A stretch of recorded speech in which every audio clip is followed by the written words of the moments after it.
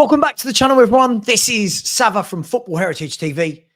Before we get going, smash the like button. Please subscribe. And if you're new around here, hit the notification bell. So, never a dull day at Tottenham, is it? And today, aside from the Savio news, the Savinio news, whichever name you want to give him, aside from this, aside from the build-up to the Super Cup on Wednesday, lots of news coming out today that Change for Tottenham have announced that there's going to be a protest. There's going to be a protest this Saturday. So in this video, I want to sit down and explore with all of you guys as to, is this right? Should Spurs fans be protesting? If they should be protesting, is this the right time to protest? The first game of the new season. Thomas Frank's first home game for Tottenham Hotspur. Should we be protesting? Is it the right time? Is it needed? What are people aiming to get from this protest? We're going to be talking about all of that. And we're going to be taking a little look back because a lot of the things I hear is it's the media. It's getting media attention. And we'll talk about that a bit later because if it's getting media attention, is it getting the right media attention? Are the media on side with the Spurs fan base that might be protesting? Or are they going to look at this and say, well, hang on, you've just won a European trophy. You've just won the biggest trophy in the club's history for 41 years. Why are you protesting? So we're going to have a look at all of that in this video. And for me, look, I'll offer some opinions here or there, but this is more about me, slightly different video today, me delving in and saying, what does this all mean? What are we trying to get from this as a fan base? Are fans that fed up that they feel like this is the way to move forward at the club? So let me take you back. Let me take you back. Just 2 months ago, just over 2 months ago, Tottenham Hotspur, outside White Hart Lane, and yes, I will always call it White Hart Lane. Tottenham Hotspur outside White Hart Lane, 200,000 fans, everyone delirious, everybody lining the pavements, drinking their drink, partying with the players, watching the parade take place around them. Everybody getting sucked into Angepostecoglou saying the third season's better than the second. Now, we all know what happened there. We all know that Ange has since parted ways with the club and Tottenham have moved to try and change things up in the coaching department with Thomas Frank and all of his coaching staff. They've moved in the window. Relatively, Kudus, really good buy from West Ham. Paulinho, a good loan deal. But then not quite so well in the fact that people are underwhelmed by Tell and by Takai, for example. However, bids going in for players like Savinio of Manchester City. Everyone's on a high again. So let me take you to that moment. Everyone's gone home. Everyone's gone home from the parade. Everyone's happy. Everyone's telling everyone else, be happier. We've won a European trophy. We're a top club with the champions of Europe. Something that I don't believe, obviously, because I think the Champions League winners are the champions of Europe, and I think they might show that on Wednesday night. But that day, the fan base is happy. That day, 200,000 people lining the streets. Now fast forward, whatever it's going to be, 10 weeks, 11 weeks, 12, whatever it is. And we're talking about protesting on those very streets where there was jubilation, where there was so much happiness and jubilation. Now there's going to be anger, misguided hate, maybe. Maybe the hate is pointed in the right direction. Frustration. The end of people's tethers, the end of people's patience. So what am I talking about? This is what Change for Tottenham have said. And again, I've got nothing against Change for Tottenham. I've got my views on whether protests work or not. We'll talk about that in a bit. But Change for Tottenham have chosen today to post this out. They've chosen today. Maybe last night. I can't exactly remember. But in the last 24 hours, Change for Tottenham have decided that a protest is going to happen on the very first game of the season, which is 5 days away. We are 5 days away from playing Burnley at home, which is going to be 3 days after we've played Paris Saint-Germain, PSG, in the UEFA Super Cup final. Is this a strange time? Let's have a look. Let's see what they said. So Change for Tottenham have said this, and they've used the Daniel Levy quote, which I think is being taken out of all proportions. But they've used the Daniel Levy quote. They kept it short, they kept it sweet, and they kept it straight to the point of what they're trying to achieve. And they've quoted Daniel Levy saying, "We want to win the Premier League. We want to win the Champions League." Daniel Levy, 2025. Now, I think this is a little bit naughty because I think this is taken out of massive context, but they've done what they've done. I'm not here to judge, each to their own. They've gone on to say, "Our expectation is simple, for the chairman to fulfill his promises."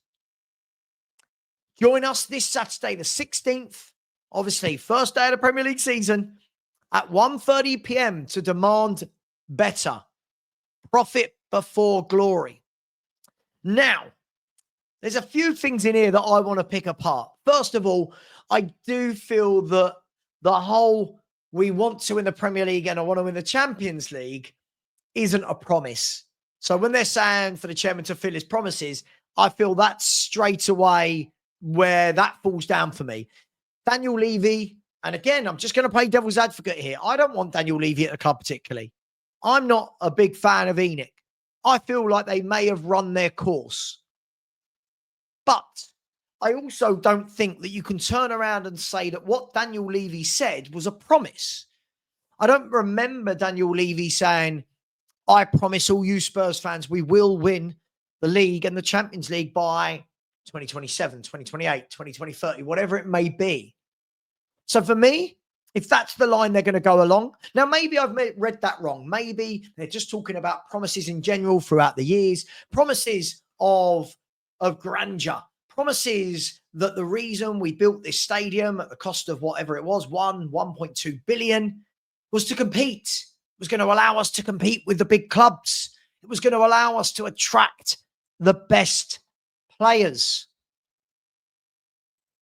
Now, from that point of view, yes, sure, his promises have not been fulfilled. From the point of view of we want to win the league and the Champions League, I'm not really sure you can put that down as a promise so much. But I understand the frustration. I understand people's frustration. I think over the years, I've come to realize that with Daniel Levy and Enoch, that they run the club the way they do. And in my humble opinion, which I won't go too deep into, I don't think the protests matter because we're talking about a business now. We're talking about a football club, but it is a business, whether we like it or not. That's probably valued at something like 4 billion, 3.75 billion. And the way I've always said it, and I'll argue my point. I mean, I don't care if people want to have a go at me for not protesting. That's absolutely fine. But my point has always been, what is it that you're trying to get out of this? What is it that they think is going to happen? And we'll come back to that shortly. So, with that in mind, it's a protest Saturday. Now, this is really, really important. So what we're saying is the protest is going to be off the back of winning a Europa League and participating in a UEFA Super Cup final. And then 3 days later, our very first home game, they're protesting. Now, a couple of points that I'd like to bring up about this, and this is interesting, each to their own. Whoever goes, fair play to you. I'll say this. Let me say this from the get-go. Whoever goes to the protest, I'm not here to tell you don't go. You're wrong. Not my place. Each to their own. Fair play. If those people believe it will work, I'm behind them. Go and do it. That's fine. I just personally don't believe it works. So what I'm going to say is this. New manager, his first game at White Hart Lane. Really? We want to protest on that day? Kudus, Paulinho, maybe Savinho. Could be their first game at White Hart Lane. And I said maybe, Savino, by the way. I said maybe. Don't you all hold that against me. I said maybe. Their first game as Tottenham players. We want them to drive to the stadium and see protests going on. Brand new coaching staff. New players, new manager. That's how we want to start? Is that really the environment that we want to welcome the Spurs players back for a home game for the first time? In a stadium, by the way, which wasn't a fortress last year. In a stadium where Thomas Frank needs to try and make it a fortress. Is that the best way to go about it? Are people that peed off that they want to do that? Are people that angry? People that disappointed in what they've seen? I'm just asking questions, guys. Just asking questions. So I've got that aspect, which I don't quite agree with. Doing it off the back of winning a Europa League. Now, I'm led to believe that most of the people protesting is we don't win enough. Sure, we all know we don't win enough, don't we? We all know 2 trophies in 25 years is not good enough. No one can really sit there and argue that it is. But then when you do win the trophy, we want trophies. You do win the Europa Trophy with this owner in place, whether you want to say Levy is or Lewis is or whatever you want to say, I don't care. Now's the time to protest, is it? When you, off the back of that achievement? I don't know. Just all seems a bit strange to me. Why giving people 5 days notice? If this was planned, if this was a big thing, why give people 5 days notice? Why have they not planned this from the beginning of the summer? I don't know. These are just questions. I'm not knocking it. I'm just asking. I'm here as a bystander that's not involved in this, just looking and saying, what's the plan? What's the aim here? And now we get to the biggest point of all of it for me. Well, kind of broken down into 2 points. The first point being this. What's the message? Because when you watch the people protest, the songs they're singing, there's different messages. One is change. One is leave you out. One would suggest change. Like change, what does that mean? Like, how can you quantify that the protest has worked and that change has been achieved? Now, there are lots of people that accuse Change for Tottenham of taking, and by the way, again, I don't know them. They seem like lovely guys from what I've seen. I've got no problem with them. But that they do take credit for things where, how can we know that it was the protest that did it? We can't know that the protest didn't achieve that outcome, but how can we say this is the outcome? This was the cause of that outcome. It was that protest. So for me, I think it's always difficult to know that, right? It's always difficult. It's always going to be subjective. So the people that protest will obviously go, oh, that was us. Look what we did. Look what we did. And the people that don't protest will go, well, did you? So it's, as with anything in life, 2 sides to every story. But the second one is leave you out. And you've got people marching down the high road. They're asking for change. Some people are asking for, leave you out, leave you out, leave you out. And that's fine. Cool. And leave you out. Yeah, I'm leave you out. But I don't think this is the way he goes. But what is it that they want? Is it a new chairman installed? If so, will that chairman be victim of ENIC's tenure? The way ENIC have been ruthless? Is that chairman going to come in and automatically do things differently to Daniel Levy? Will they be hamstrung? Like some suggest Daniel Levy is. I'm not saying he is. I'm just saying some suggest Daniel Levy is hamstrung in what he can do. And it's not him. It's not that he doesn't want better players and wants to pay bigger wages. It's ENIC and it's the model. And other people don't believe that. Other people believe it's ENIC. It's Levy. It's him. It's not ENIC. It's Daniel Levy. He's the chairman. You're running the club. You've been here 25 years, mate. And we're seeing the same mistakes over and over again. So there's people that believe that side of it as well. And depending on which side of the fence you sit on, maybe you don't, maybe you sit on the fence. Depends on what you're going to believe. So my issue has always been, I don't like Levy and ENIC the way they've run it. I do feel there was so much more they could have done and pushed for, but I also don't blame them for every little thing. They frustrate the life out of me in transfer windows. But I don't blame them for every little thing. There are those people that can't stop attributing everything at the football club to Daniel Levy. So what happens is those people, it doesn't matter what happens, Levy's the devil. Levy is the devil in disguise. For the other people, some people say, well, listen, is Daniel Levy the greatest chairman? No, but hey, he didn't do anything wrong on this occasion, this occasion, this occasion. And it's interesting because I think my view on it has somewhat changed over the last few years. Not that I don't want new owners, not that I don't think it would be good to see something different, but from the point of view of the vehement hate that they get for this, for everything they do, I think just goes well over the top. Listen, I make videos having a pop at Levy. Where's our signings, Daniel? They've done it again, yada, yada, yada. Sure. But I also don't blame him for everything. I don't blame him for managers losing cup finals. You're in the cup final, got to win it. I blame him for sacking Jose Mourinho before the cup final. Of course I do. That's Daniel Levy's fault.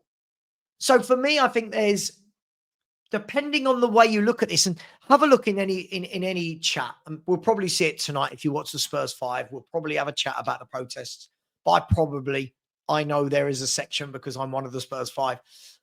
And anybody that is Levy out, everything in the chat is going to be very geared towards everything he's done. Wrong. ENIC Levy, 25 years. Blah, blah.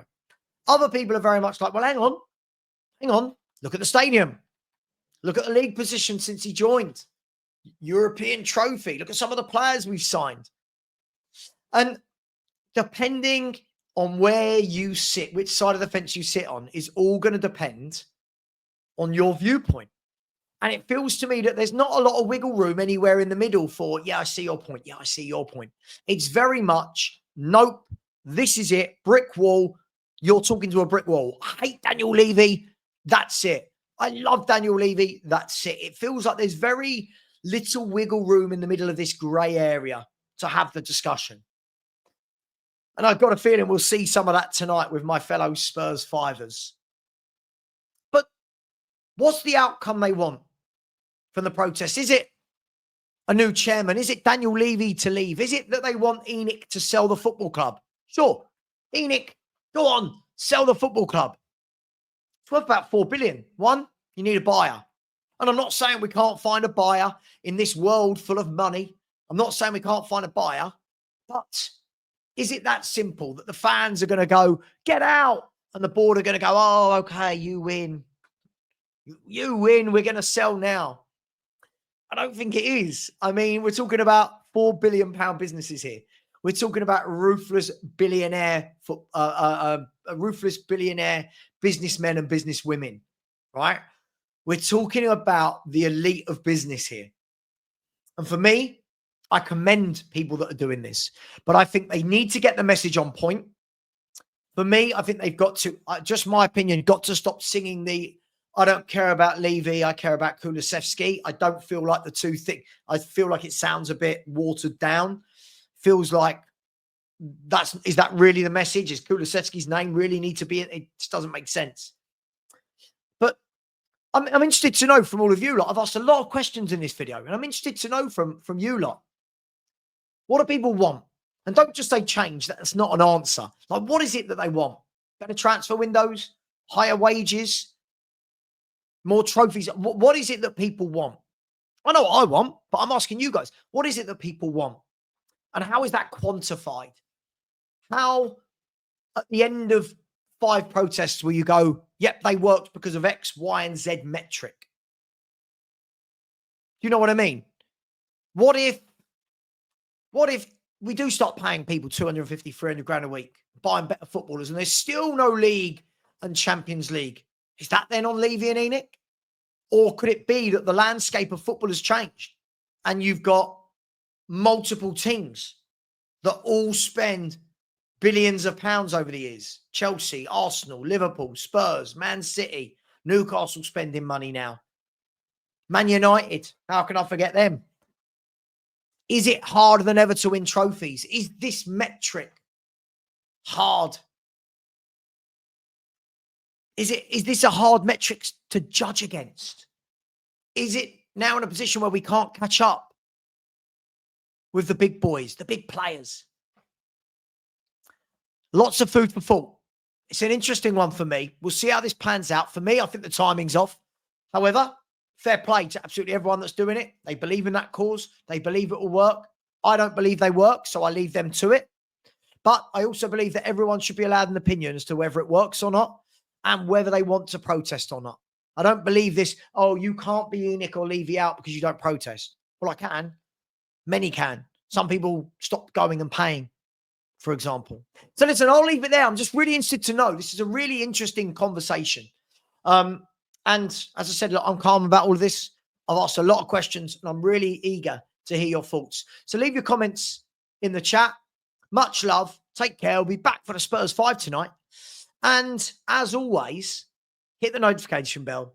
Smash the like button. Please subscribe as we head towards 25,000 subscribers. And as always, come on, you Spurs.